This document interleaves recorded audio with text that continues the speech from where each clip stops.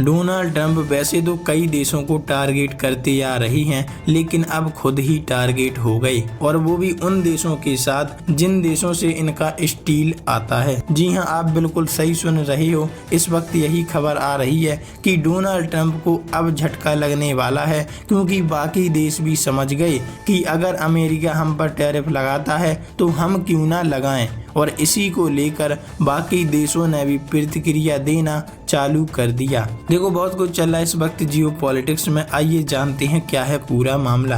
देखो, खबर सामने आ रही है, डोनाल्ड ट्रंप का बड़ा फैसला, अमेरिका में स्टील के आयात पर टैरिफ किया डबल, इस देश की बढ़ेंगी मुश्किलें। अमेरिकी राष्ट्रपति डोनाल्ड ट्रंप ने विदेशी स्टील आयात पर टैरिफ 25% से बढ़ाकर 50% करने की घोषणा की है।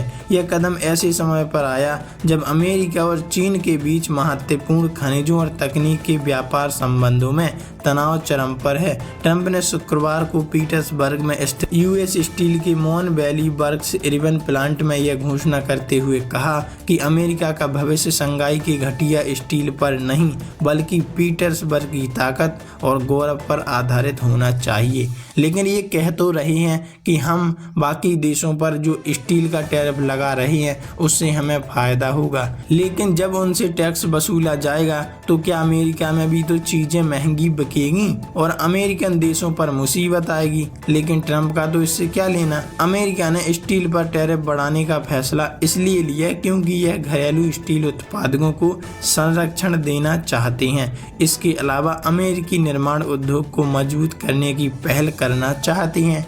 चाइना पर अमेरिका व्यापारिक दबाव बनाकर उन्हें आर्थिक चोट पहुंचाना चाहती हैं। टैरिफ बढ़ाने को पीछे यूएस स्टील निप्पॉन डील को मजबूत करने की कोशिश की जा रही है।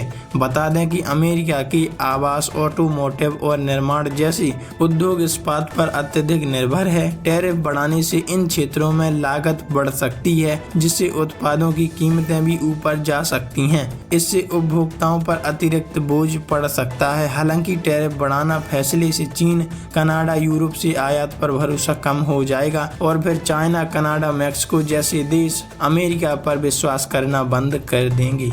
और वहीं देखा जाए तो टैरिफ बढ़ाने से अमेरिका को खुद नुकसान है। वहाँ चीजें महंगी हो सकती हैं और लोगों को परेशानी झेलनी पड़ सकती है। यूएस स्टील और निप्पॉन डील। डोनाल्ड ट्रंप ने एक नई ब्लॉकबस्टर डील की घोषणा की, जिसमें जापान की निप्पॉन स्टील अमेरिकी कंपनी यूएस स्टील का अधिग्रहण करेगी, लेकिन कंपनी अमेरिकी नियंत्रण में बनी रहेगी। इस व्यवस्था में एक अमेरिकी नेतृत्व टीम और एक विशेष वीटो शक्ति गोल्डन शेयर का प्रावधान शामिल है।